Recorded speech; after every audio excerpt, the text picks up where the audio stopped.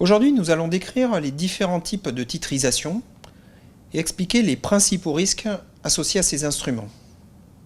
Puis nous allons décrire les facteurs qui ont conduit à la fameuse crise des subprimes américains dans les années 2000. Les CDO décrits dans la vidéo précédente sont en fait un cas particulier de titrisation. La titrisation consiste à transférer à des investisseurs des actifs financiers tels que des prêts bancaires, des créances, par exemple des factures émises non soldées, en transformant donc ces créances en titres, en obligations, titres émis et échangeables sur des marchés de capitaux. Ce mécanisme a été appliqué à de nombreux types d'actifs sous-jacents ou collatéraux. Dans tous les cas, le mécanisme de fonctionnement est le même. On crée une société, un Special Purpose Vehicle, SPV, dédié à l'opération. Le SPV est représenté ici au centre du schéma. Le but de cette société est d'acheter les actifs que va lui vendre une banque, par exemple. Ce vendeur, appelé le seller, et représenté ici sur la gauche du schéma, va transférer la propriété des actifs au SPV, qui va donc récupérer, au fil du temps, tous les flux de principal et d'intérêt que vont payer les actifs. Mais le SPV a bien sûr besoin de financer cet achat, et il va émettre pour cela des titres, des obligations sur les marchés financiers.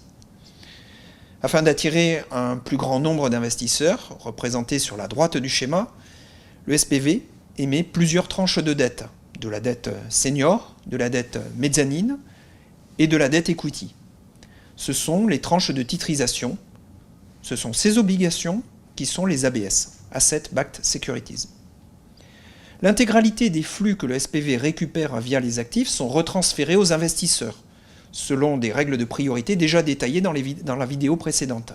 C'est-à-dire d'abord aux investisseurs seniors, puis aux investisseurs mezzanine et enfin aux investisseurs equity. Ce mécanisme permet de rembourser les différentes tranches.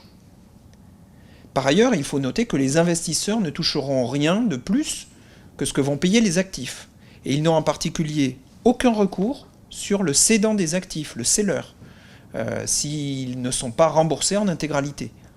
Pour cette raison, on dit que les tranches de titrisation sont adossées aux actifs.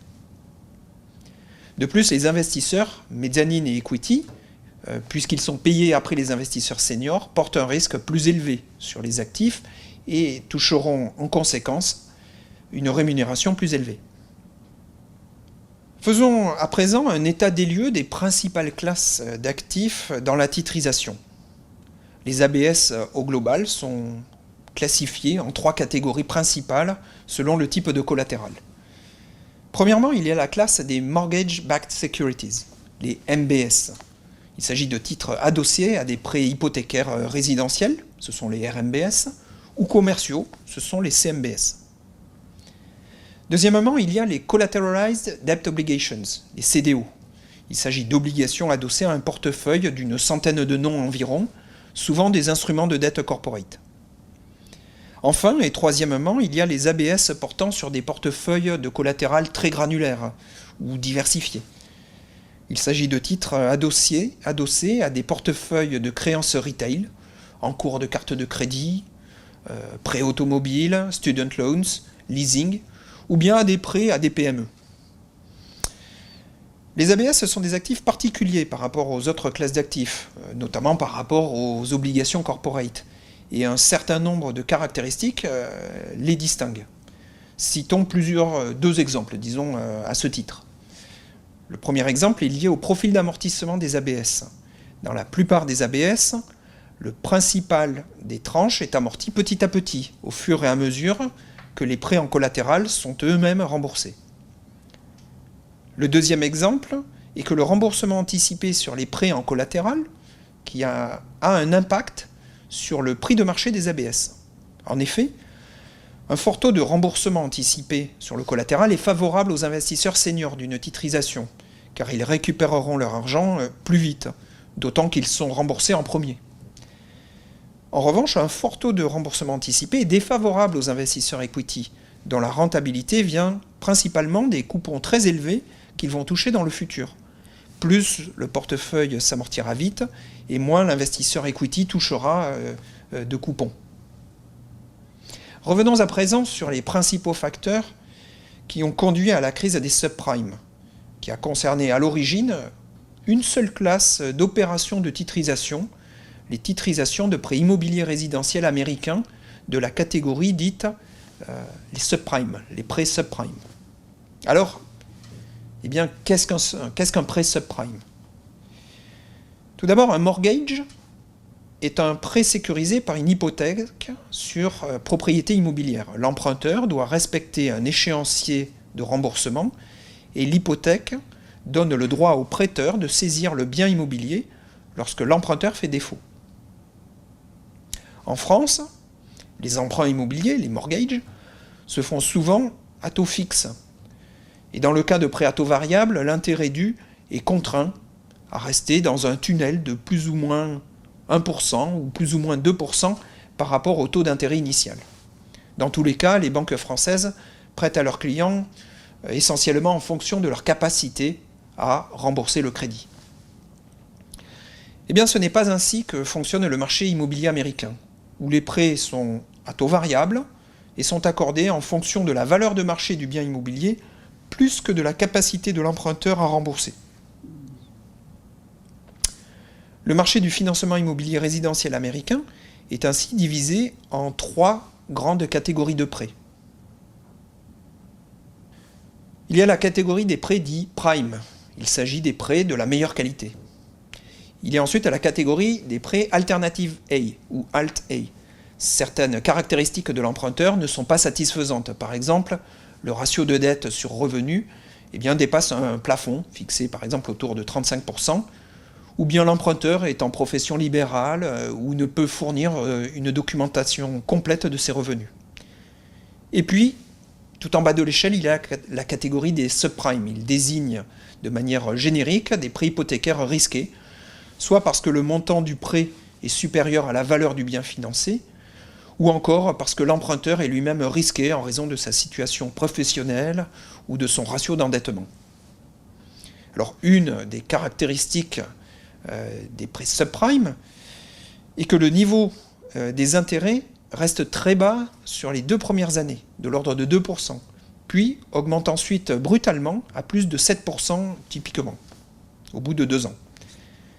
En termes de contexte économique également, de nombreux ingrédients de la crise se sont mis en place dans les années 2000.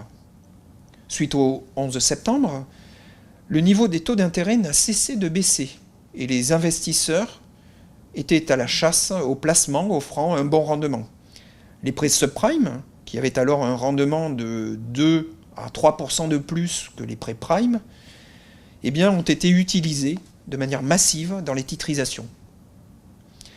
Pendant toute la phase de la hausse de l'immobilier aux États-Unis dans les années 90 et au début des années 2000, les emprunteurs allaient donc systématiquement renégocier leurs prêts au bout de 2 ans avant que le niveau des intérêts n'augmente fortement. À partir de 2005, les prix de l'immobilier se sont stabilisés, puis ont commencé à baisser. Les renégociations de prêts sont donc devenues plus difficiles, puis ensuite impossibles, entraînant de nombreux emprunteurs sur le chemin du défaut et les contraignant à vendre leur habitation, nourrissant ainsi la spirale baissière du prix de l'immobilier. Cela a engendré par ricochet, et je dirais même par effet boomerang, de très lourdes pertes sur les RMBS de prêts subprime, et cela a engendré aussi la crise que nous avons connue à partir de l'été 2007. En résumé, qu'avons-nous appris ?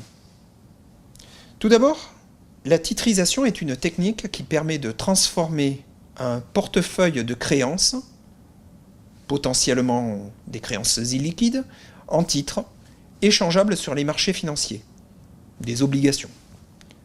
Deuxièmement, cette technique consiste à créer une société dédiée qui se finance en émettant différentes tranches de dette qui présentent des profils de rendement-risque variés afin d'intéresser et d'attirer plusieurs types d'investisseurs. Troisièmement, les opérations de titrisation ont porté sur de nombreuses classes de risques et ont des caractéristiques bien particulières par rapport aux obligations corporate ou aux obligations d'État. Enfin, et quatrièmement, la crise des subprimes et la crise financière qui s'en est suivie prennent leur source sur le marché des RMBS, de prêts subprime américains, dont les fondements reposaient sur une hypothèse de croissance à l'infini des prix de l'immobilier aux États-Unis.